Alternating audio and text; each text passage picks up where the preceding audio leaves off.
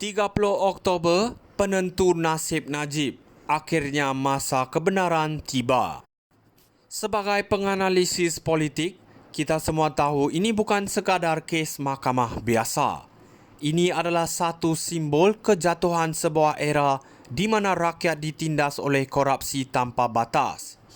Kini tanggal 30 Oktober bakal menjadi hari penentu sama ada Najib Razak akan dipanggil untuk membela diri atau dibebaskan dalam kes 1MDB.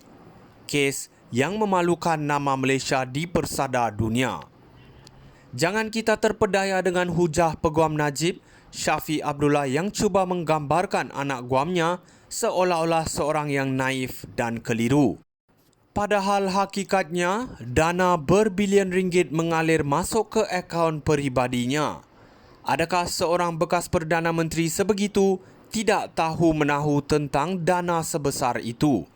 Ini bukan tentang kelalaian atau kealpaan, ini soal penipuan terancang dan salah guna kuasa yang besar. Shafie juga dengan berani mengangkat naratif bahawa wang tersebut adalah sumbangan keluarga diraja Arab Saudi. Benarkah? Jika benar, kenapa Najib Razak tidak tampil dengan bukti konkret sejak awal lagi?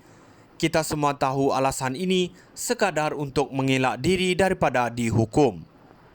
Realitinya, kerajaan pimpinan Anwar Ibrahim sekarang sedang berusaha keras membaiki negara ini daripada kerosakan ekonomi dan reputasi yang ditinggalkan oleh skandal-skandal ini.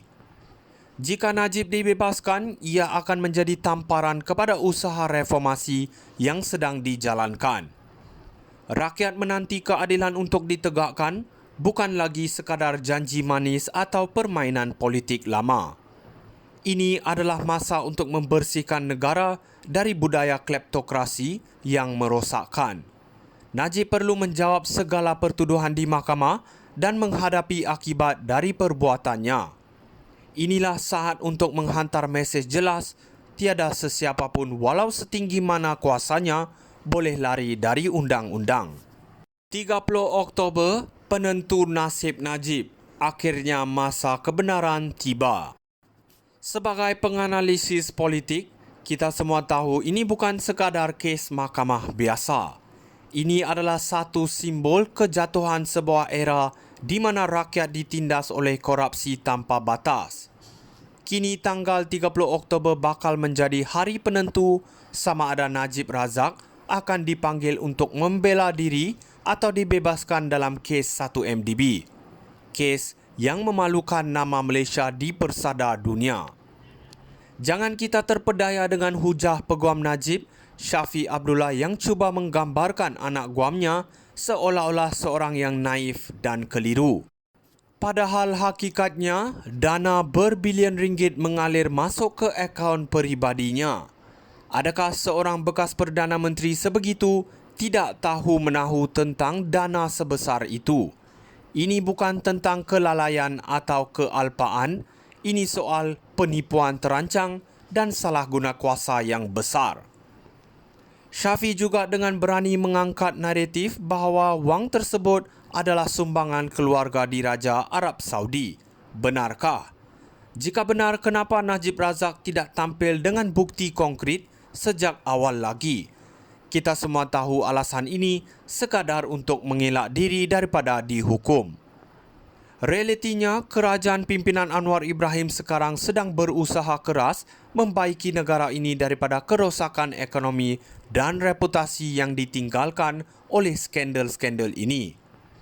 Jika Najib dibebaskan, ia akan menjadi tamparan kepada usaha reformasi yang sedang dijalankan. Rakyat menanti keadilan untuk ditegakkan, bukan lagi sekadar janji manis atau permainan politik lama. Ini adalah masa untuk membersihkan negara dari budaya kleptokrasi yang merosakkan. Najib perlu menjawab segala pertuduhan di mahkamah dan menghadapi akibat dari perbuatannya. Inilah saat untuk menghantar mesej jelas, tiada sesiapapun walau setinggi mana kuasanya boleh lari dari undang-undang. 30 Oktober, penentu nasib Najib. Akhirnya masa kebenaran tiba. Sebagai penganalisis politik, Kita semua tahu ini bukan sekadar kes mahkamah biasa. Ini adalah satu simbol kejatuhan sebuah era di mana rakyat ditindas oleh korupsi tanpa batas.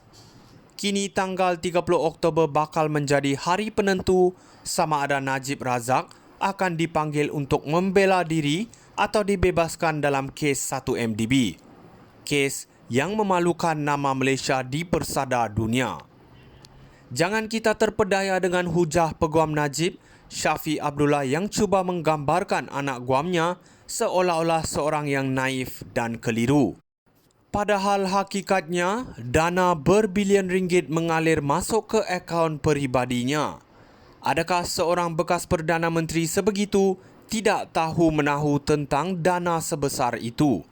Ini bukan tentang kelalaian atau kealpaan, ini soal penipuan terancang dan salah guna kuasa yang besar. Syafiq juga dengan berani mengangkat naratif bahawa wang tersebut adalah sumbangan keluarga diraja Arab Saudi. Benarkah? Jika benar, kenapa Najib Razak tidak tampil dengan bukti konkret sejak awal lagi? Kita semua tahu alasan ini sekadar untuk mengelak diri daripada dihukum. Realitinya, kerajaan pimpinan Anwar Ibrahim sekarang sedang berusaha keras membaiki negara ini daripada kerosakan ekonomi dan reputasi yang ditinggalkan oleh skandal-skandal ini. Jika Najib dibebaskan, ia akan menjadi tamparan kepada usaha reformasi yang sedang dijalankan. Rakyat menanti keadilan untuk ditegakkan, bukan lagi sekadar janji manis atau permainan politik lama. Ini adalah masa untuk membersihkan negara dari budaya kleptokrasi yang merosakkan. Najib perlu menjawab segala pertuduhan di mahkamah dan menghadapi akibat dari perbuatannya. Inilah saat untuk menghantar mesej jelas, tiada sesiapa pun walau setinggi mana kuasanya boleh lari dari undang-undang. 30 Oktober, penentu nasib Najib. Akhirnya masa kebenaran tiba. Sebagai penganalisis politik, kita semua tahu ini bukan sekadar kes mahkamah biasa. Ini adalah satu simbol kejatuhan sebuah era di mana rakyat ditindas oleh korupsi tanpa batas. Kini tanggal 30 Oktober bakal menjadi hari penentu sama ada Najib Razak akan dipanggil untuk membela diri atau dibebaskan dalam kes 1MDB.